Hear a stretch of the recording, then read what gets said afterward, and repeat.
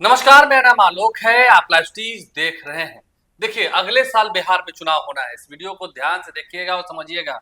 कई नेताओं के हम आपको नाम बताएंगे।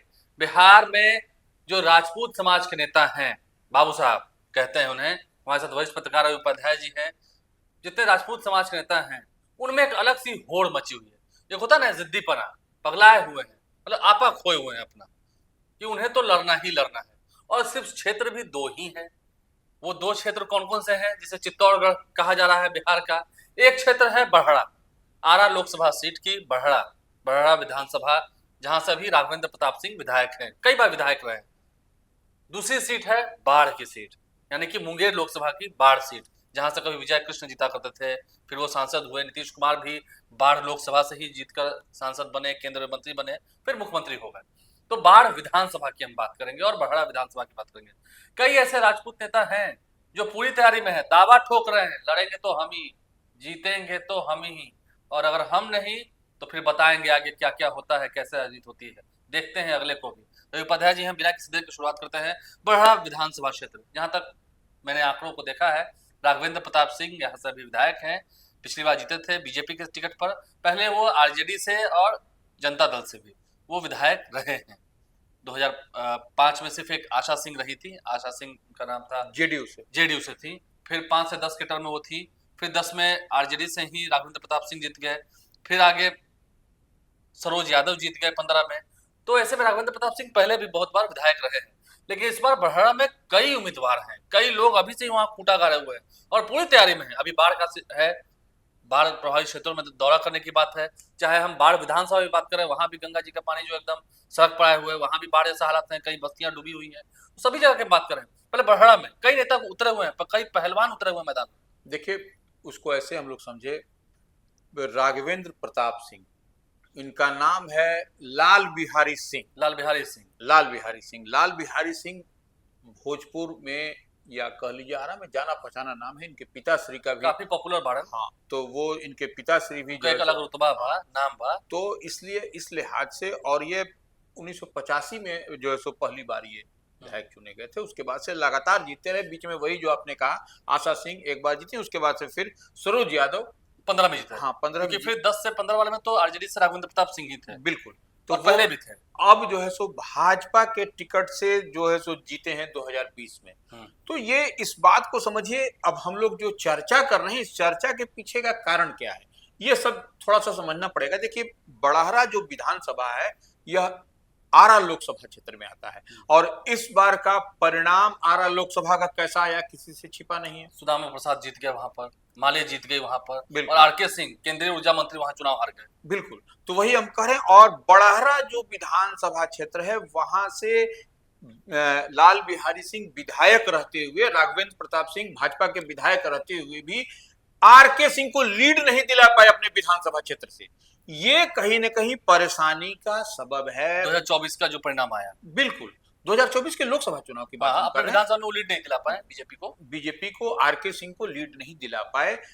और ऐसे में यह एक भारतीय जनता पार्टी के लिए, एनडीए के लिए यह चिंता और परेशानी का सबब है कि एक तो वह विधानसभा से लीड नहीं करा पाए बड़हरा से, दूसरी बार आरके सिंह उतनी कद्दावर नेता, केंद्रीय मंत्री रहते हुए चुनाव हार गए आरा से। तो ये कहीं ना कहीं यह भाजपा में यह सोच बनती जा रही है कि इस बार क्या किया जाए।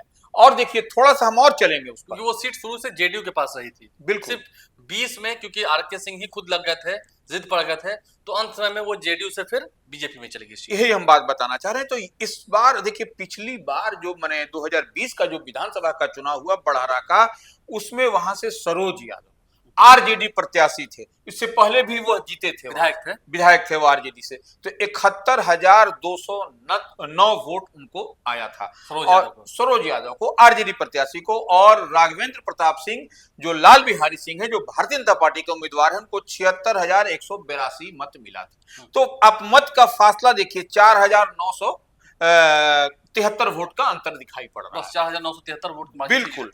तो ये कोई बड़ा अंतर नहीं है। इस अंतर को भी समझने की जरूरत है। और 2025 में विधानसभा चुनाव होगा, उसमें एक बात और समझ लीजिए कि इस बार जो है सो जन सुराज के उम्मीदवार भी होंगे मैदान जंग में। तो कैसा आपको समीकरण, और वह समीकरण आप ही के उसमें कोर वोट में डेंट होता हुआ दिखाई पड़ेगा। तो ये एक बड़ी बात है, यही उलझन भरी बात लेकिन है। अब पहलवान भी वहां बहुत कूदने लगे, खास करके जेडीयू के। बिल्कुल जेडीयू का एक हमारी परंपरागत सीट थी, वहां के नेता गुलबंदी करने लगे हैं। कई नेताओं का नाम है, देखिए उनमें से एक नाम है रणविजय सिंह का, बिहार विधान परिषद के सदस्य रहे हैं। रणविजय सिंह जब आरजेडी से जेडीयू में आए थे तो एक वादा था कि उन्हें चुनाव लड़ना होगा।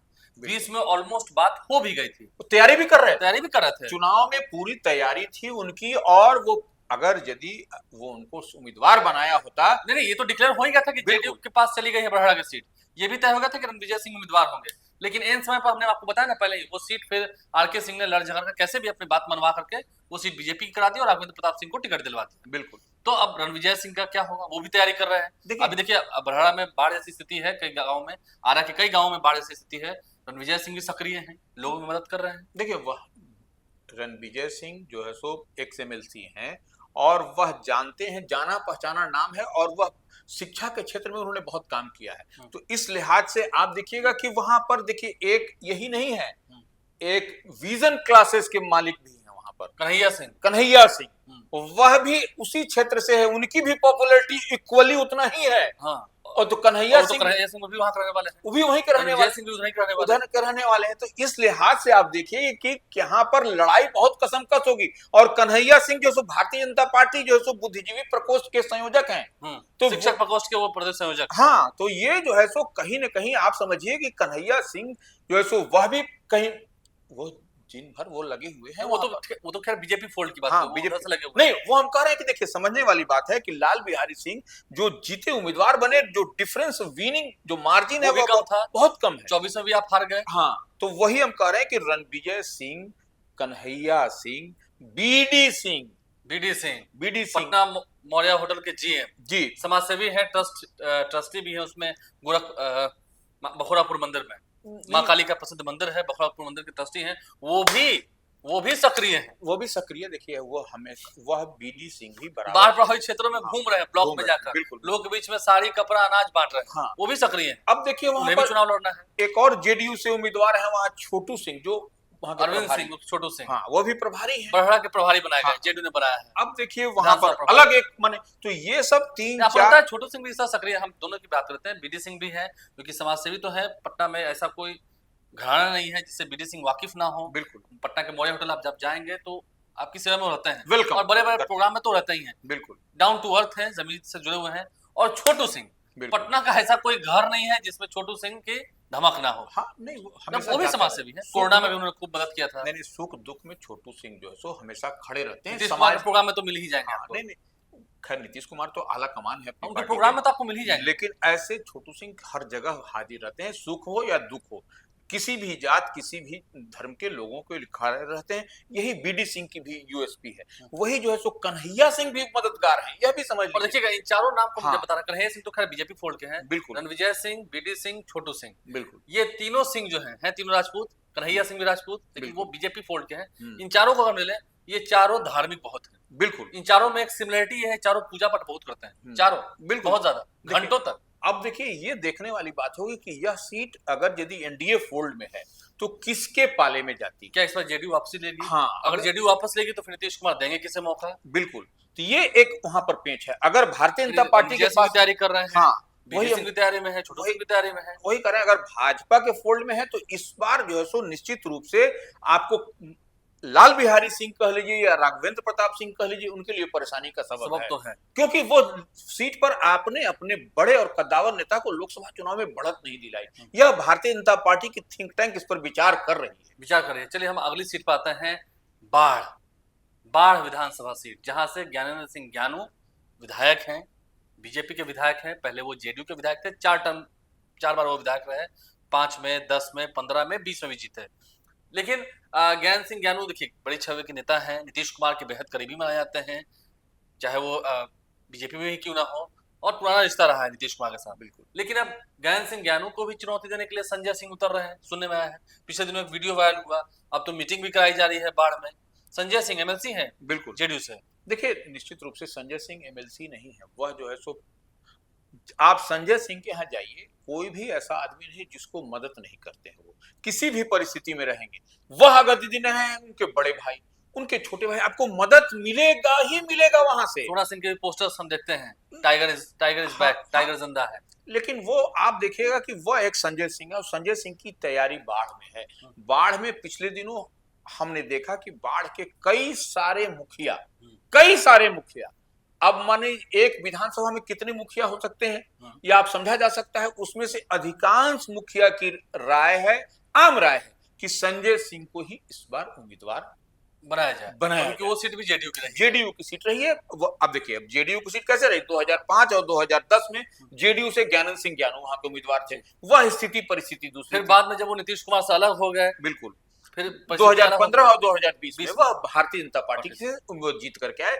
वो 4 बार से वहां से एमएलए हैं, और 2 बार भारतीय जनता पार्टी, 2 बार जेडीयू से। तो वह पहले, जैसे हम आपको बड़हरा की बात कर रहे हैं, उसी तरह से ये बाढ़ विधानसभा क्षेत्र भी पहले आपको जेडीयू के पाले में था। नहीं देखिए, इतने साल रह गया ज्ञानंद सिंह ज्ञानू, उनके खिलाफ भी थोड़ी एंटी इनकम्बेंसी तो रहती है। बिल्कुल, जो कोई लगातार पद पर होते हैं, तो हर सीट की बात है, जो लगातार पद पर होते हैं, क्या तेजस्वी यादव राघोपुर से जीत के आते हैं, उनके खिलाफ एंटी इनकम्बेंसी नहीं होती है? होती है, वो तो किसी वही आती है, सबको आप खुश नहीं कर सकते, कुछ नहीं करते हैं। ये अपने लोकसभा हो या और कुछ विधानसभा। वोट भी वही हाँ, इशारा करते हैं। 2020 में जो परिणाम आए थे, देखिए, हम बता देते हैं 2020 का जो ज्ञानंद सिंह ज्ञानू को जो मिला वोट, उनमें 2020 में ज्ञानंद सिंह ज्ञानू को 49,327 327 मत मिला था, वो जीते थे। और 49,000, हाँ 49,327 वोट। और दूसरे स्थान पर रहे थे सत्येंद्र बहादुर, जो कांग्रेस के प्रत्याशी थे। अब आप समझ लीजिए कि 39 उनको मिला था, 39,000, ज्ञानंद सिंह ज्ञानू को 49,000, 10,000 का अंतर था। हाँ, इनको 39,087 मत, यानी कि 10,000 वोट से हार जीत हुई। अच्छा, नहीं, अब आप समझिए, इधर थोड़ा सा आइए।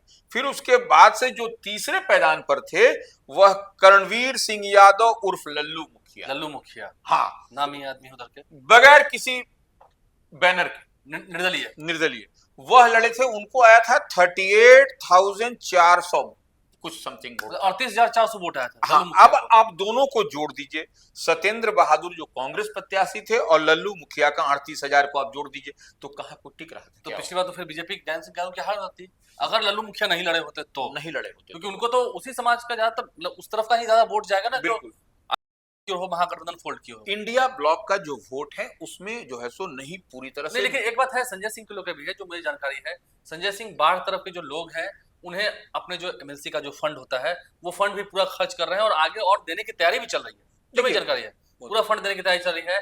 देखिए, पिछली बार तो ऐसा आपने बताया कि लल्लू मुखिया थे और सत्येंद्र बहादुर थे, उन दोनों में वोट कट गया।